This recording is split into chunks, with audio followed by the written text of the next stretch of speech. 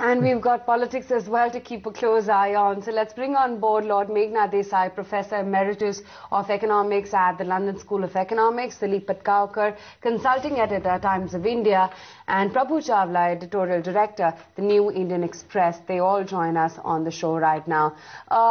Mr. Desai, I want to first start with you. Advani's tough stand, how big a setback is this for BJP and the electoral ambitions?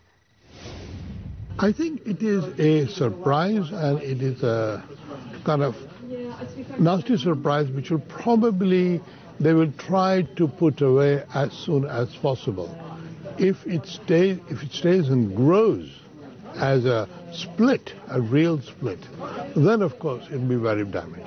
But I don't think it will. Dilip, what is your understanding? Has Advani thought through this, and what are the chances of a compromise being reached, and do you see that happening at all? When people say that they're going to persuade him to withdraw his resignation, what is it that they will in fact offer him?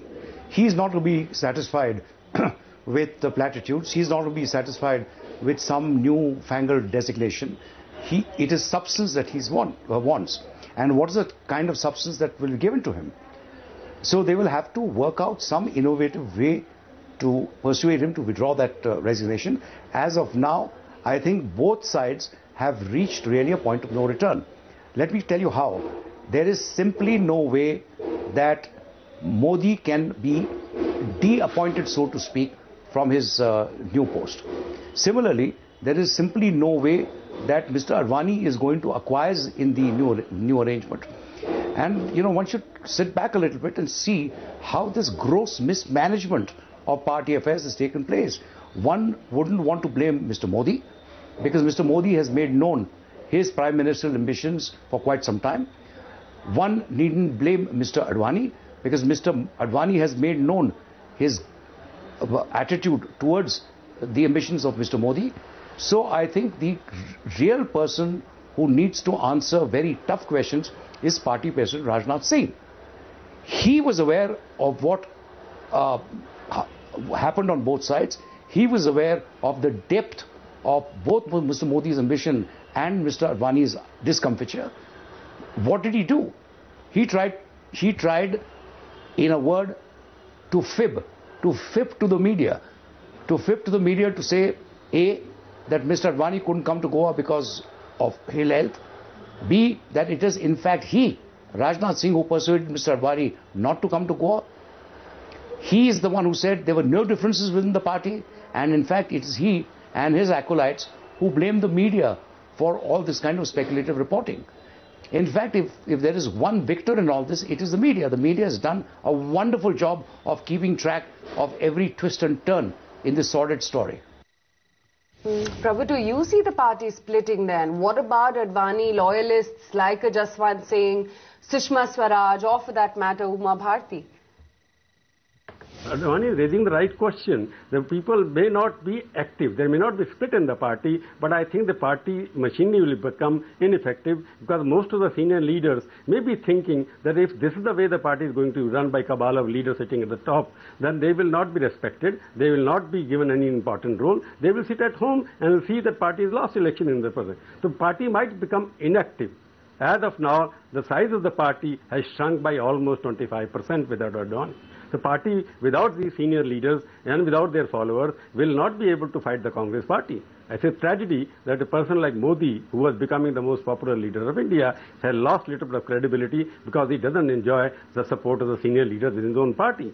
So I think there are no chances of immediate split. But there will be a crisis of credibility, there will be a crisis of leadership, there will be a crisis of acceptability, there will be a crisis of ideology. These are the combination which Congress party must be walking all the way to the bank. Lord Desai, how does this impact Modi's own political plans? Isn't it a huge loss or a huge, huge loss of face for Mr. Modi as well? See, what's really, I think, to look at it the other way. Modi is a contentious person.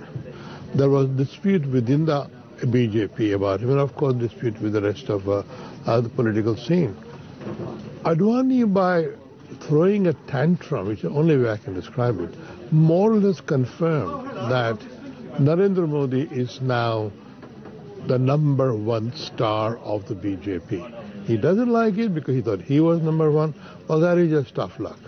So from one point of view, yes, it distracts a bit from his triumphant moment. It would have been better had Advani been there to cheer with him. But it's now clear that BJP will go to any length and have Modi as the number one rather than anybody else.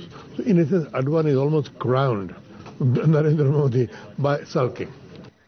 So, Mr. Chawla, without Advani, will Modi be able to reach out to allies, partners like the JDU?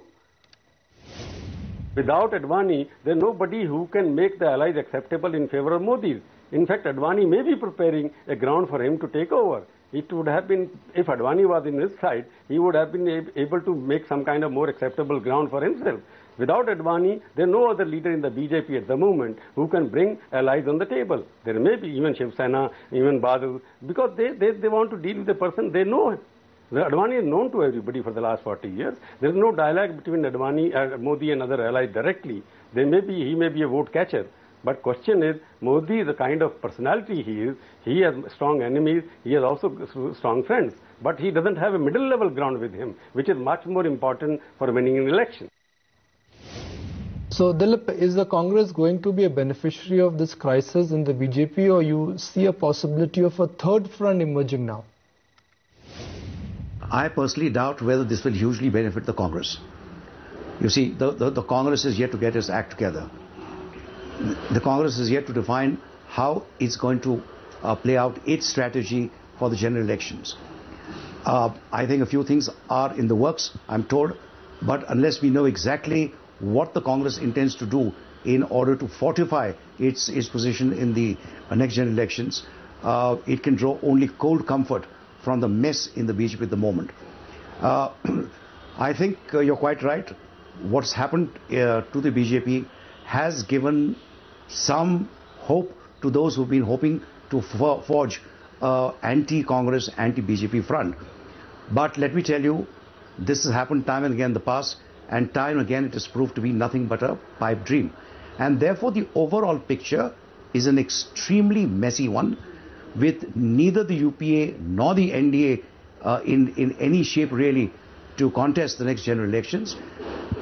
But if you were to ask me, who is better positioned now to go into those polls with some degree of confidence, I would say several regional parties are much better positioned than the national parties. And among the national parties, if the Congress resists the temptation to be gleeful about what's happening in the BJP, the Congress in turn might stand to benefit to some extent.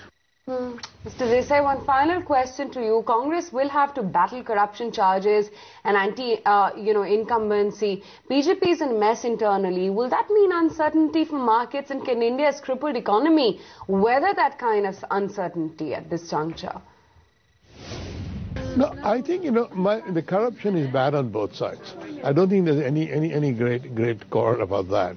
But it is indecisiveness and policy paralysis of the Congress against Narendra Modi, who is a decisive person.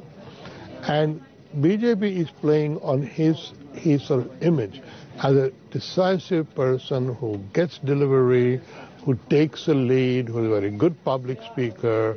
And so I think the markets will look at this and they'll discount Advani and they'll say, okay, by the time the next election is over, 1 year down the line, India will start growing again very strongly. So markets should be cheered by what happened.